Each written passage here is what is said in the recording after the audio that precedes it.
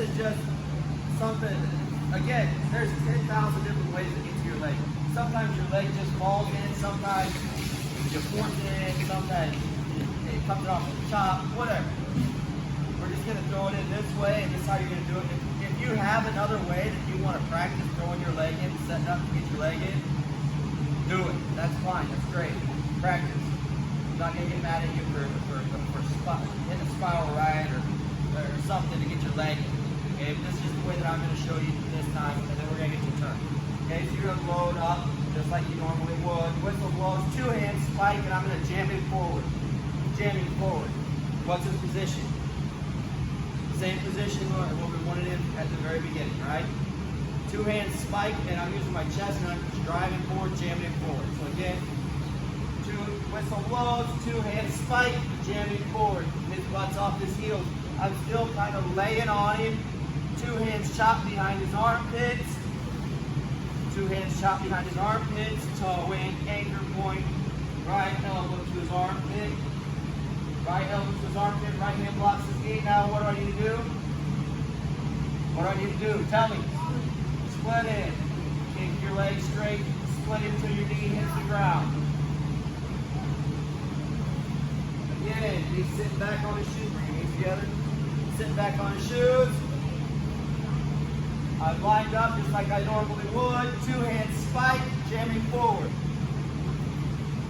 I'm still in the position. I'm just not sitting up tall. I'm kind of draping, chopping behind his armpits. So in anchor point, elbow your long leg into his toe hook, splitting.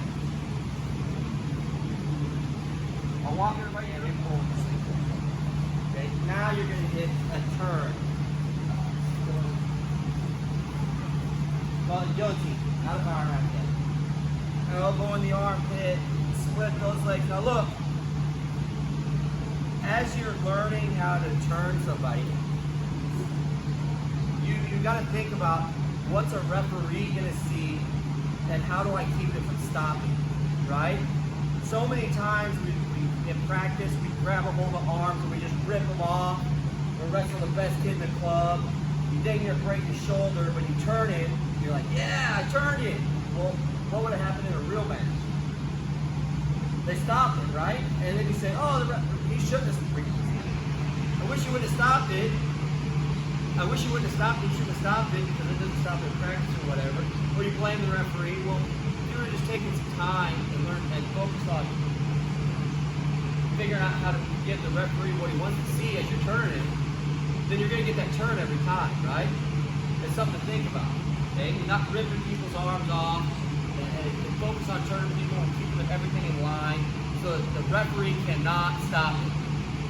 Okay, so guillotine. I've split his legs, two hands attack, pull the arm up, right hand slaps the mat. I'm going to put his arm over my head.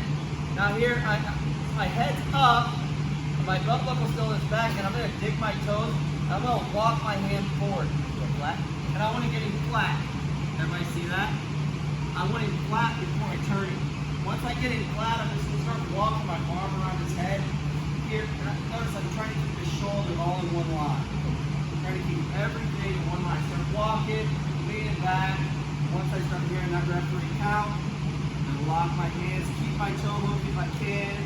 Use my left foot as a drive foot to hold myself up. If my toe hook comes out, I go to a figure four. Toe hook comes out, I kick towards the crotch, step over it, toe goes to the mat. If you can keep that toe hook, that's the best. Okay?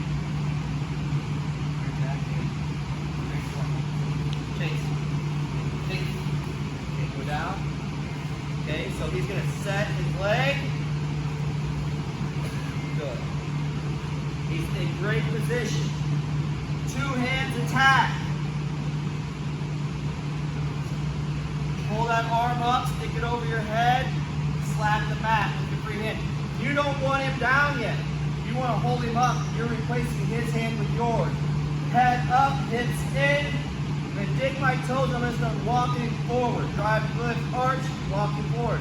Once I get him flat, I'm just going to start to walk. As I start moving my arm, what happens to his shoulders? It stays in a line, right? That's huge. Go back down. if I just started to turn him and I don't try to lift him, what happens to his shoulder now? He's fine, but what's the referee going to do, especially at 10 years old?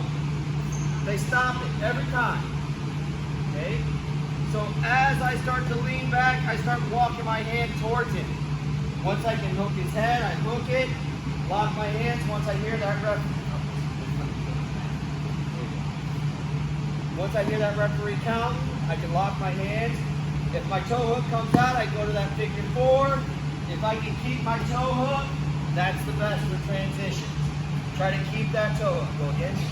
Face it this way. So set your leg. Oh, wait. Set your leg. I know I'm right. Hang it.